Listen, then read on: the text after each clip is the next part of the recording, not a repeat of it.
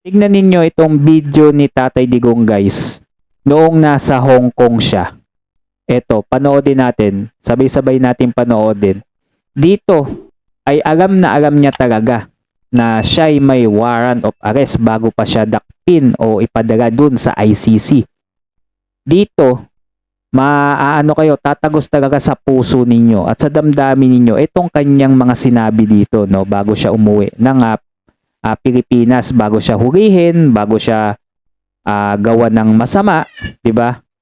Dito pa lang alam na pala ni Tatay Digong na may warrant arrest na siya na ipakulong sa Marcos administration at dalhin dun sa ICC. Dito may iyak kayo o malulungkot kung bakit niya ginawa ang mga ito at bakit siya na kailangan pang labasan ng arrest warrant at dakpin papunta sa ICC. Dito guys, mapapaisip kayo lahat ng mga may galit kay Tatay Digong pag nadinig ninyo itong kanyang mga sinabi dito ay talagang baka magbago ang isip nyo at mapaisip kayo na tama nga si Tatay Digong. Ginawa niya to para sa bayan, para sa amin, sa mga anak namin, sa aming mga kapamilya, sa lahat upang maging ligtas ang bayan at ang ating pamilya. Eto, panoodin natin ang video. Ewan ko lang kung hindi kayo makonsensya. Ang balita ko, may warrant daw ako pag... Hindi, totoo. Yung sa ICC or something.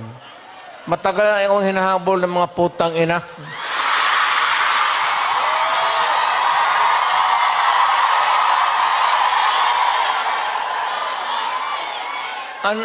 Ano man ang kasalanan ko? Na ginawa ko man ang lahat sa panahon ko para may konting katahimikan at mapayapa ang buhay ng Pilipino. Tama. Dito pa lang sa unang sinabi ni Tatay Digong, ginawa niya talaga payapa at tahimik, no?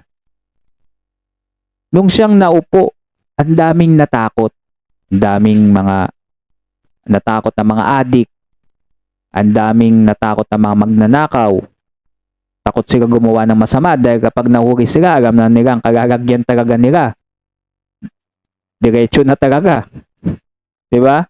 Diyan galit si Tatay Digong sa mga walang hiya, mga masasamang tao. Ano bang kasalanan niya kung ginawa niya lang na maging payapa, tahimik yung ating bayan? Ang problema nito, ewan ko kung ang tingin ng iba. Ang tingin ng iba. ako raw yung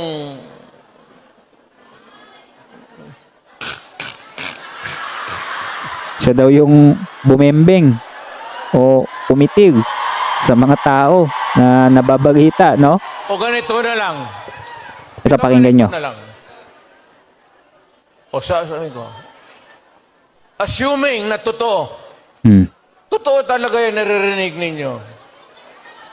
Bakit ko ginawa yan? Para sa sarili ko?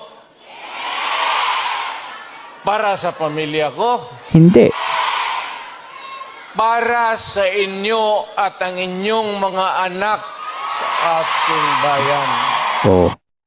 Doon pa lang guys, sinakripisyo na ni Tatay Digong ang kanyang sarili upang maging payapa para sa anak natin, sa mga tao, sa bayan, na maging tahimik at payapa.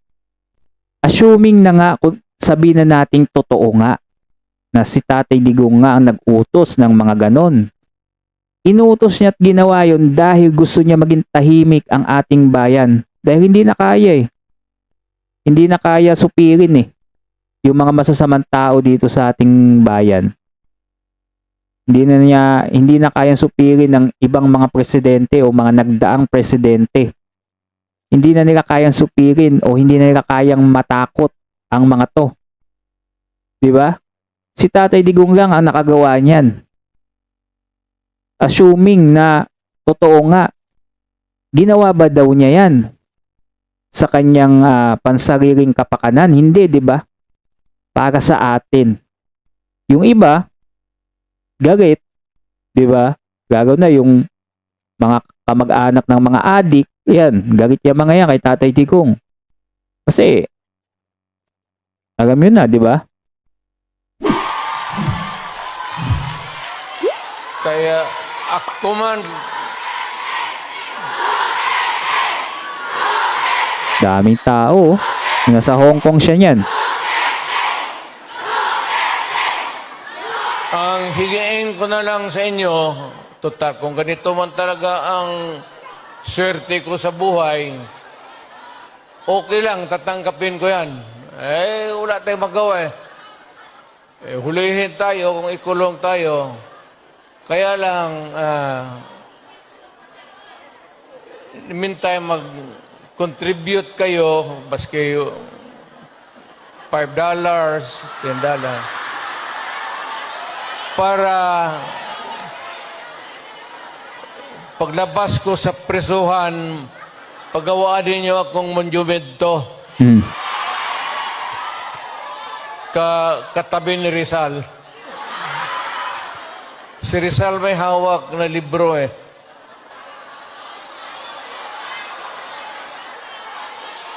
Akin. Ang balita ko, may Wagan joke naman yan. Katabi daw siya ng ating pambansang bayani, may hawak naman siyang bengbeng. Ayos Pwede din, di ba? Dami nagmamahal dyan kay Tatay Digong. Kaya ako pa lang guys, sabi ko sa inyo, isipin nyo kung hindi naging presidente natin si Tatay Digong noon, baka naging magagana ang bansa natin. Baka hindi na kayang supirin talaga o baka matindi na ang sinapit ng ating bansa. Lalo na kung hindi nabawasan yung mga adik, naku po, baka ang dami na nila ngayon. Kawawa ang ating bayan, hindi kaya supirin. Malabo talaga. Kahit si Tatay Digong, napigilan man niya, pero aminado talaga din si Tatay Digong na hindi niya kaya supirin talaga yung mga pinagbabawag na gamot, yung mga adik. Napigilan niya, at least natakot niya. Kumbaga nabawasan, naiwasan yung iba na gumamit, magbenta dahil sa pamumuno niya noon, di ba, no? So, ay kayo guys, alam niyo yan na malaking bagay at naitulong talaga. Malaki na itulong ni Tatay Digong simula nung naging presidente siya, no? Comment down below kayo sa video natin ano masabi nyo dito sa sinabi ni Tatay Digong. Let's comment kayo guys sa ating video, no? At salamat sa panonood.